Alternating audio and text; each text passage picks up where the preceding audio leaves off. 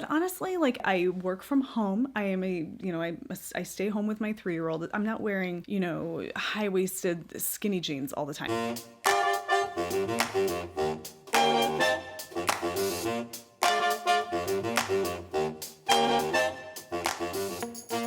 Hello, hello, hello, and welcome to the Wool Needles Hands Knitting Podcast. My name is Taylor, and I will be your host. This is a podcast primarily about knitting, though I do get up to other fiber-related topics from time to time. I'm coming to you from Henderson, Nevada, which is where I am from and where I live with my husband Brandon, our 3-year-old son Ronan, and our 6-year-old son Angus. I am also the owner and dyer of Fiber for the People yarn, and if you'd like to get in touch with me, you can do so by emailing me at contact@fiberforthepeople.com. And if you'd like to learn more about Fiber for the People, you can head over to Instagram and search fiber.for.the.people.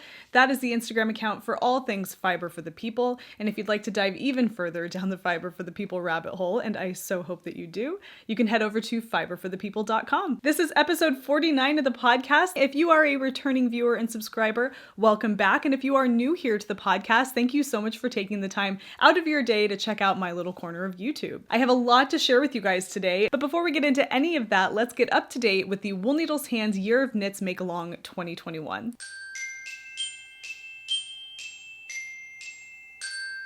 There is a Ravelry group associated with the podcast, and you can find that by heading over to Ravelry and going up to the groups tab, searching Wool Needles Hands, a knitting podcast. It is a bustling community with lots going on in the Wool Needles Hands Year of Knits Make-Along 2021. That is our only make-along currently, and it goes throughout the entire year. You can learn all about that, and if you would like to get involved in a knit-along surrounding this podcast, definitely don't hesitate to get started. It is very flexible and you can jump in and out whenever you want. And as always, I like to share a little montage of the finished objects coming out of that make-along right here on the podcast. So without further ado, let's see what's coming from the Wool Needles Hands Year of Knits Make-Along 2021.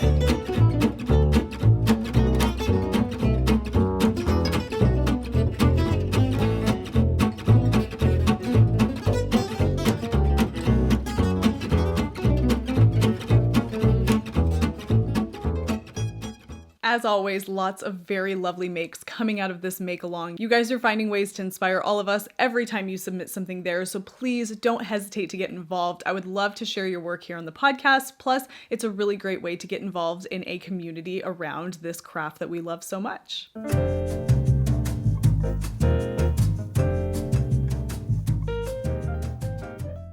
Welcome back to the Slippers and Sippers segment of the podcast. I am coming to you today from a very windy Henderson, Nevada. The weather is it's sunny and the temperature is nice, but it is so windy outside and it's kicking up all the pollen and just tapping into all those seasonal allergies. Feels kind of good to be inside doing something like this and sipping on a really refreshing mug of tea. This is actually a tea that was gifted to me by the lovely Marilitza of Spool Stories, and I have some other things to share with you from Marilitza. This is I want to say it's a Turkish tea. Marilitza is based, from what I remember, in Athens, Greece, and this looks like, Istanbul. It's a Turkish tea, and it's apple. Look at that. It smells amazing. I've taken only a few sips of it, and you can kind of see, I don't know if you'll be able to see because I don't want to spill it, but the tea itself is a really beautiful pinkish red color, and it smells just like apple. And it tastes lovely. Very refreshing. Just the kind of tea that's still hot, but perfect for it's a warmer weather hot tea, if that makes any sense. So that's what I'm drinking in my mug right now. Oh, and this mug I have was actually a gift. I took a couple of extra weeks between podcast episodes because it was my birthday month and there were lots of things going on. We had family in town, and so I took some extra time. But one of the things that was given to me by my dear friend Lauren was this cute little coffee mug. How cute is that?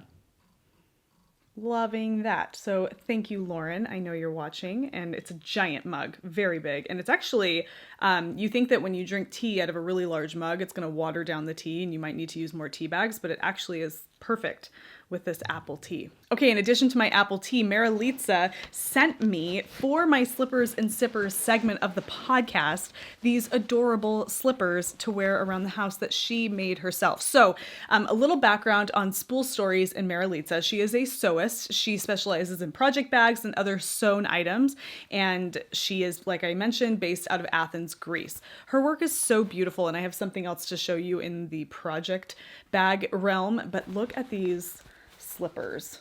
How cute are these? I'm going to hold one up here so you can kind of see the fabric.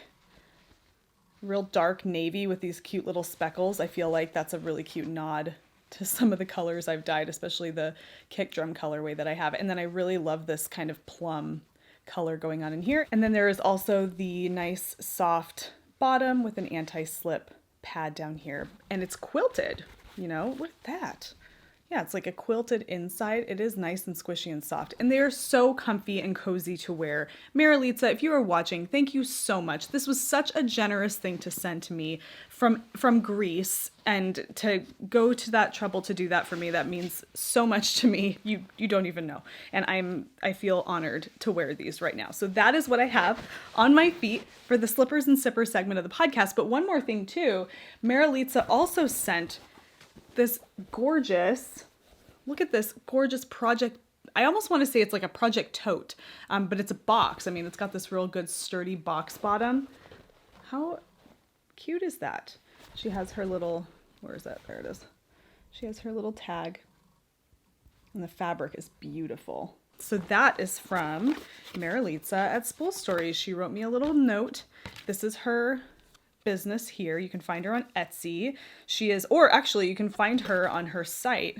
Here's her information here. I don't know if you'll be able to read that, but I will definitely link to her down below. But it's spoolstories.com. Sew, quilt, knit. Yeah, love that. Thank you so much, Maralitza, for all of this. This is so generous. I love it. Okay, I also want to share with you guys an update on my stripey socks. So many of you who've been watching the podcast know that I've been working on a collection of stripey socks and sharing them primarily in the Slippers and Sippers segment because it just kind of seems appropriate. So I am not completely finished with the entire collection yet, but I do have one each of the pairs that I'm going to be creating with the colorways that I'm using. And I only have the socks here with me today. I don't have the yarns to show you. If you'd like to know a little bit more about the yarns involved in these socks, definitely head over to Instagram, fiber.for.the.people, because I am coming out with kits that you can use to knit these exact socks, and that's coming in the next shop update on May 1st.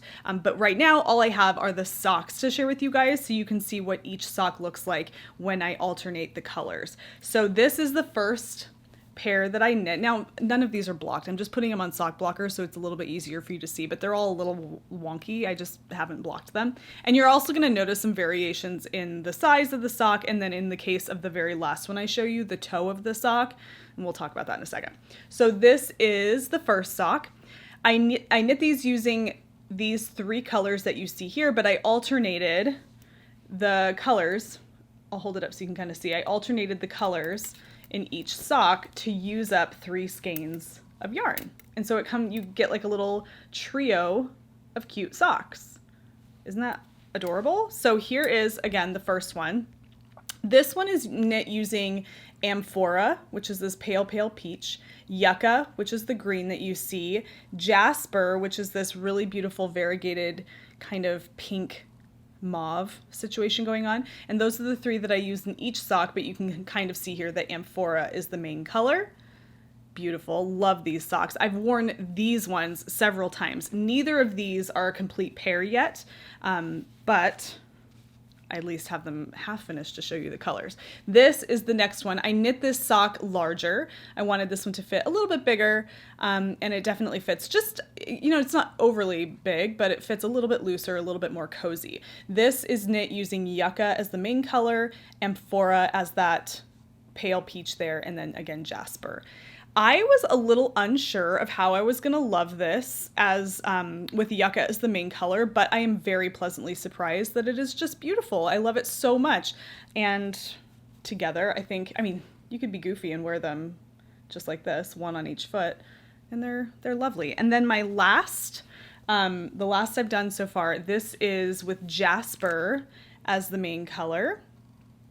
And then we have Yucca and Amphora, and actually you can see where the stripes are kind of jogging right here. You can see the change in the stripe. It's a little bit more smooth here. I forgot when I was knitting this, I forgot to turn the sock kind of like a quarter turn so that that jog and the stripes would be along the bottom of the foot. And so it's along the inner, it's the inside of the foot, or at least it will be the inside of the foot when I knit the other pair.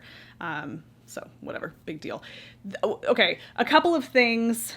I've been exploring different techniques with these socks because I'm knitting 3 different pairs of socks. I figured I'm going to mess around with the heel a little bit and try a couple different short row heels.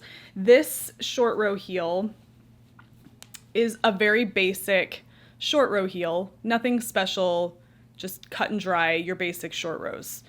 Then this one is a different... I think I messed up and I just kind of kept going because I really didn't want to have to... Actually, that's kind of the rule of this sock here, is I just kind of messed up in a couple instances and just kept going. I don't know why. Maybe I was just having a moment.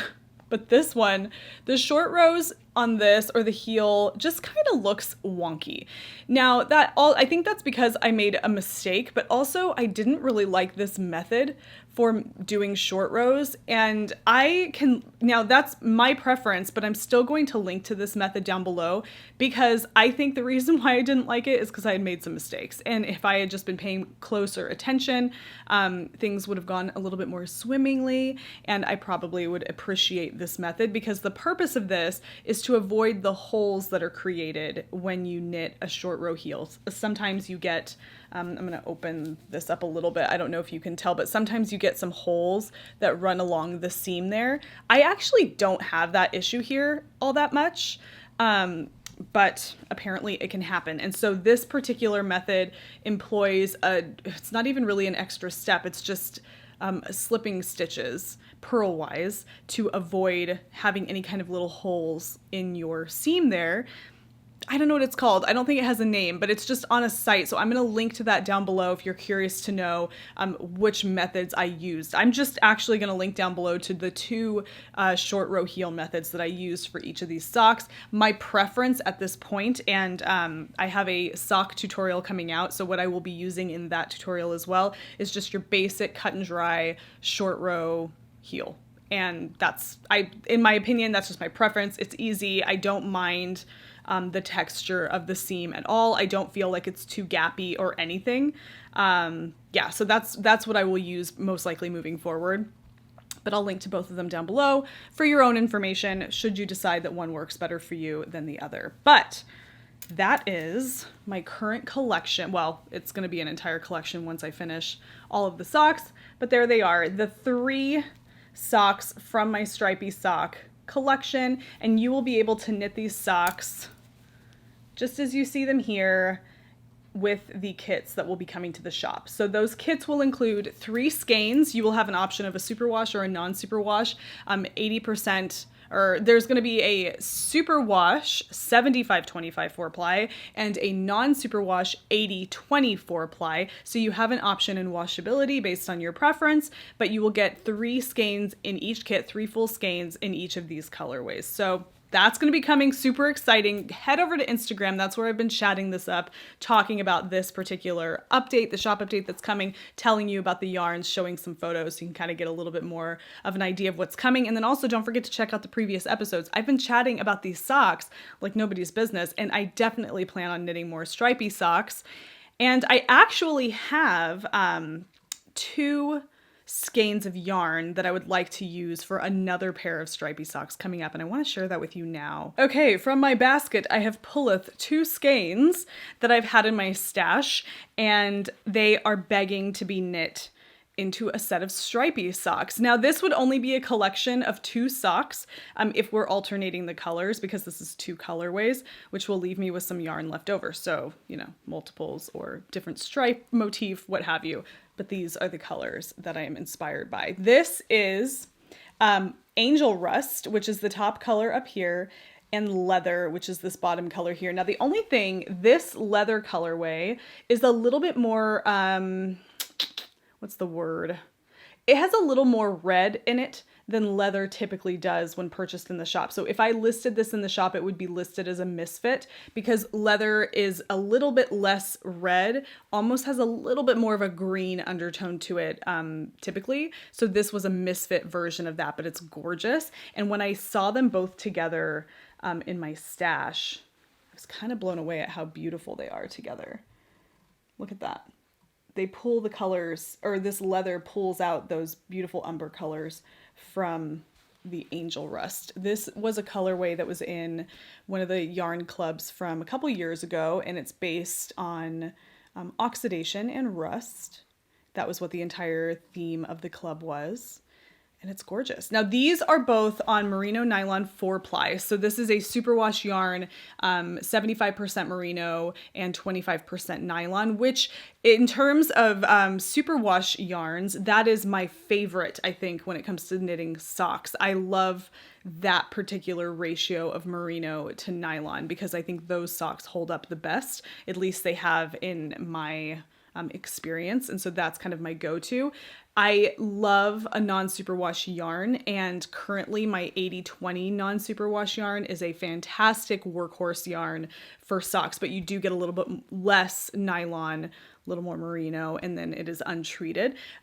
So 2 really great options. So when I do my sock kits, like I mentioned before, those 2 options will be available. But this is a 75/25, known in the shop as the merino nylon 4-ply. So I believe this will be one of my next sock cast-ons, and I will be treating this like a stripy sock set. And I'm excited about that. Watching this kind of unfold in a series of stripes is going to be really lovely. So that is coming down the pipe, and I'm excited about that. Okay, I'm gonna take another sip of my refreshing apple tea. It is delicious. That's all I can smell right now. It's really giving this, like, the whole room, like, this beautiful apple aroma, and I'm loving that. And then I have some projects to share with you guys and a finished object. So let's keep moving.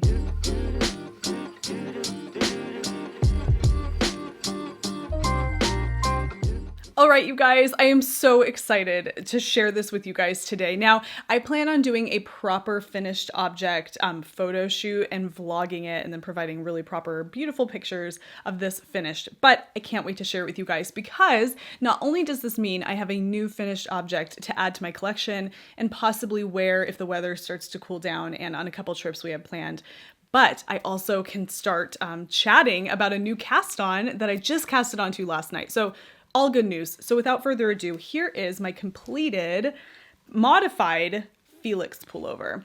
You guys, I'm going to stand up in a second, but I just am so happy to have it finished, and I love it so much. I love it more than I thought that I would, and I knew I was going to love it, but I'm really very happy with the way that it's come out. Now, this is not blocked, and that's because I do plan on doing something, but I'm definitely, that's going to be in the realm of steam blocking. I'm not going to wet block this, and I'll chat a little bit about that after I try it on. But you guys, it is finished.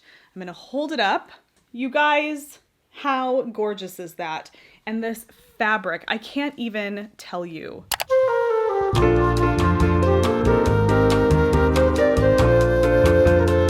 Okay, so these are the yarns that I'm using, and let's just talk about the magic that they create. This is Fiber for the People yarn in the Kick Drum colorway on Kid Mohair Silk. It is magical, you guys. I love it. So beautiful. And I am using this over the top of Platulopi by Istex. This is a pencil roving, unspun yarn. I want to go ahead and just try it on and show you guys because I'm so happy with the shaping and the sizing and everything. So I'm going to hop up and do that right now. Hello, so comfortable. Like, let's do the little hands in the pocket. Super relaxed. And I'm going to stand here and pose for you, even though you can't see my face. But you guys, it has a little bit of that floating hemline that I was, going on about in the last episode, but it really doesn't bug me. Yeah, it's just, I love it. So I'm going to go ahead and sit. Okay.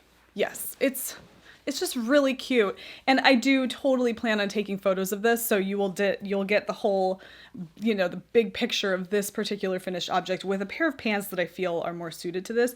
But honestly, like I'm very much, I dress very casually. I work from home. I am I stay home with my 3-year-old. I'm not wearing, high-waisted skinny jeans all the time. So this is kind of part of my wardrobe, my uniform, I guess you could say. But I think it just, it's very me. And the sleeves, so I decided not to go the full length for the sleeves because I felt like the sweater has a lot of roominess to it. Now, it's actually not quite as roomy as I was thinking it was going to be, but it's definitely very boxy and very roomy and very like floofy. And I felt like adding the entire length of the sleeve would just add to maybe an unnecessary bulk with everything else. Not that I don't think it would look good. I think it would still look nice, but I just think that I prefer kind of the more casual, almost like rolled up look of these 3/4 length sleeves, and it worked out really well. I did the Jenny's surprisingly stretchy bind off for the sleeves because I was worried that it would pucker in a little too much, and I kind of think that that's going to be my go-to for sweater sleeves from here on out, just because it really does allow for a little extra kind of room, and so it works out really well. But yes, loving this. I'm so happy it's finished. I will be updating my Ravelry this week because I have a few things I need to add there, and this is going to be included because I did make some modifications and I want to share those with you guys. You can hear me talk a little bit more about the modifications that I make on the previous episode of the podcast, but it's primarily dealing with just the raglan design, and then of course these sleeves, but that's pretty much it. Very simple. Highly recommend this pattern. It is the Felix pullover by Amy Christophers. You can see her on Instagram at Savory Knitting. Love it. And now that it's finished, I can tell you, or I can share with you my most recent cast on that I was so good about waiting until this was off the needles before casting that on. And it feels really good to be working in that fashion right now. So I am ready to share with you my new project. Okay, now in the previous episode and the one before that even, I mentioned to you what I wanted to cast onto after I finished my Felix. Now I went back and forth between the Stripes pullover by Andrea Mowry and the Chloe pullover, and I am drawing a blank, Katrin Hannibal. So those are the two that I was debating between, and for various different reasons I chose the Chloe pullover by Katrin Hannibal. It is a beautiful kind of roomy, airy, stripy, kind of variegated, that's not the right way to describe it, but the stripes are thick and thin, pullover. And it looks a lot more of the aesthetic that I was going for. A little bit more transitional, whereas the Stripes pullover by Andrea Mowry was a little bit more wintertime or fall time, when I'm thinking about my own climate here, than what I was going for. And other reasons as well, and you can kind of watch me talk a little bit more about that on the previous episode of the podcast. But needless to say, I decided to go with the Chloe pullover, and I'm going to pop a picture of it here so you can see what it looks like. It's beautiful, and I decided to go with the Mojave collection. The Mojave collection? That's not how I say it. The Mojave collection of yarns by Fiber for the People. It is a collection of signature solids that I've recently come up with, inspired by the Mojave Desert where I live here in the American Southwest. And it includes six different colorways, all inspired by the desert. So I'm going to use the entire collection for the Chloe pullover, and that includes the Yucca colorway. And I'm going to mention as well that this is on a new yarn base for Fiber for the People called Hemp Merino Sport. So this is a combination of 70% merino and 30% hemp. It is non-superwash, and it is absolutely gorgeous. In the previous episode, I gush all about this. That was the Yucca colorway. This is the Sagebrush colorway.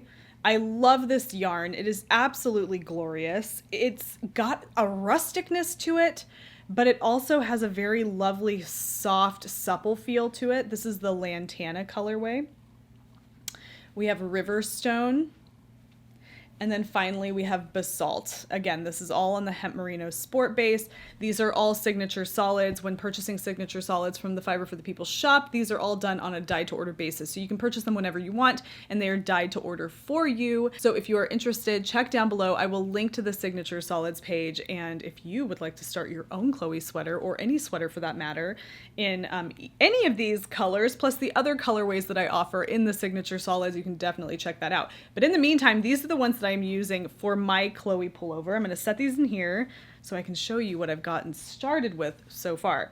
Okay, this is a top-down raglan. However, it is different from other top-down raglans that I've knit in the past because it is a shaped neck raglan as opposed to a raglan that is shaped using short rows. Now, I don't really know what the actual name is for this particular method of beginning a sweater, but instead of casting on a set number of stitches and then working short rows to create your shaping, this actually, you cast on a set number of stitches, and they are broken up into your front stitches, your shoulder stitches, and your back stitches. And then you work back and forth flat, knitting and purling, to create the shape of your neckline. And then you add stitches to the end, or kind of to your front, to create and close your neck. It's actually really difficult to explain. But what I will do is, in addition, I'm going to put it on so I can talk to you about it, but in addition to linking you to this pattern, which I'm going to chat a little bit about, I'm also going to link you to a tutorial kind of series from Fringe Association, which is the blog connected to Fringe Supply Company, which is a company that is no longer in active right now, but was created by Karen Templer, and she is the author of this Fringe Association blog, who has a whole series on improvising your own top-down raglan sweater. And this is the strategy or the technique that she uses to start her sweater. It is started flat using a set number of stitches broken up into sections, and then there's stitches added, and then it's connected and then worked the rest of the way in the round. But I do feel like it does give a really nice shape to your yoke, to the top of your yoke and your neckline. Okay, so enough about that. All of that's going to be linked down below. But here is what I have so far.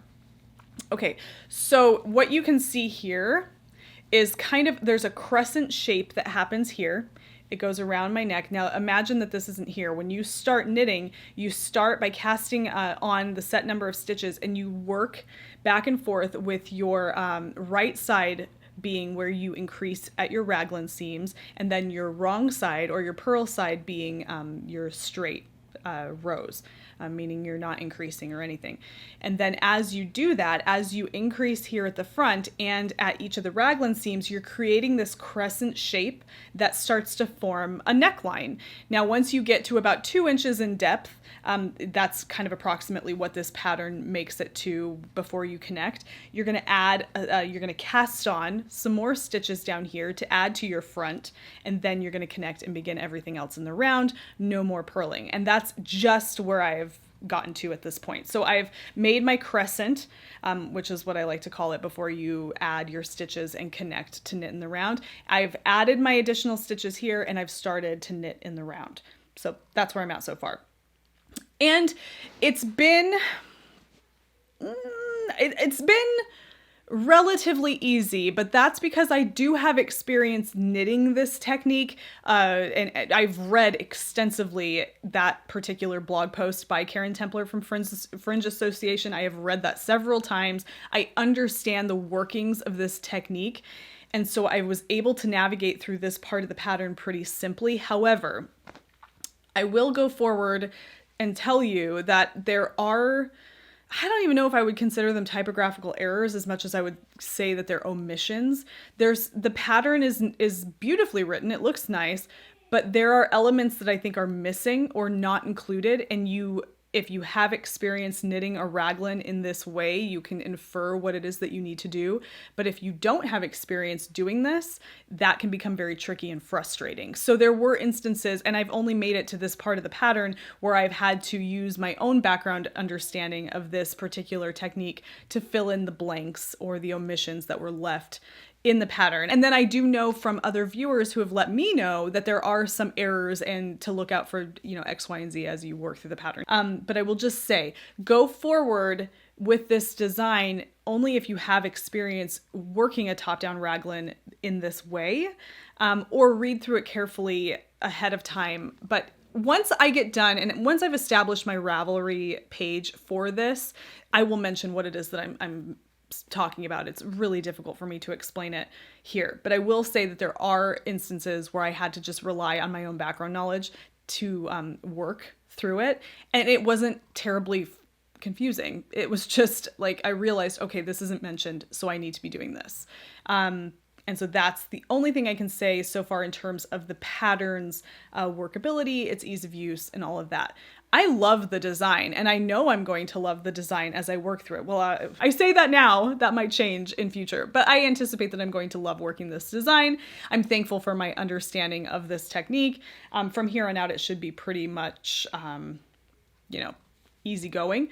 But yeah, so I think it's going to work out really well. What happens here and why this looks so wide right now, and it is going to be an open neckline. It's not going to be a very close crew neck. It's going to be a little bit more open. But after you finish knitting your sweater, you're going to pick up stitches along the top of the yoke here and create your neck hem. And it's just I think it's maybe about a half or a quarter inch wide neck hem that's knit in a rib. So that's going to come later. But right now it's just kind of looks like a little bit more of an open neckline. And who knows? I mean, we might get more of this sweater knit and I might realize that I don't really want to do a ribs hem. I might want to just pick up some stitches and continue just a basic stockinette hem, or yeah, I guess we could call it that, with a little bit more of a roll to it. I haven't decided, and as far as I'm concerned at this point, I'm just going to knit it to the pattern's specifications, but that is always an option. So this is where I'm at so far. I'm going to go ahead and show you the colors that I've chosen to start with here and some of the little design elements. I have chosen to start with Riverstone, which is this really nice kind of purpley gray color. And then my second color here is the copper sand color, which I didn't mention before. I didn't show that to you guys before, but it's this right here. Beautiful. And then moving from there, I believe I want to do the Lantana colorway going from there. We shall see. That could change, but that's kind of the direction I'm going right now. And look at these really beautiful eyelets that happen along the raglan seam. This is one of the things I really love about this design, is that her choice of increasing along the raglan seam is just doing yarn overs, and it creates this really lovely eyelet seam for your raglan. And I love that for a few different reasons. Because this is going to be a more transitional garment, something that I would wear spring, late summer going into fall if we're, in a region where it's not quite so hot as it gets here. I like the openness of the eyelets. You can, more air gets through. It's nice. It's very transitional. But I also love it because it makes those increases so easy. You don't have to remember, left-leaning, right-leaning increase. You don't have anything tricky like that. It's just a quick yarn over and you're moving on. And I love that. So that is that's the method being used here for creating your raglan seam. But so far, so good. I don't have much more to say than that because this is as far as I've made it so far. But I think this is going to be a really lovely knit. It's called the Chloe Sweater by Katrin Hannibal. You can see all about it over on Ravelry. But yeah, I'm loving it so far. I will have more to share with you on the next episode, especially now that I've joined to knitting in the round. It's just stockinette and stripes, and I love that. In the meantime, that's what I have going on, a finished object and a new cast on.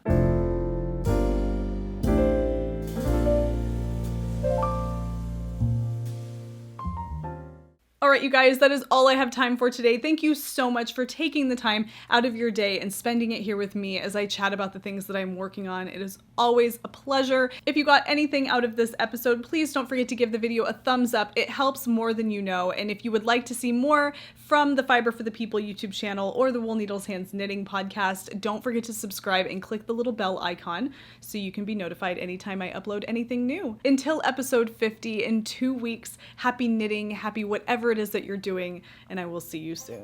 Bye!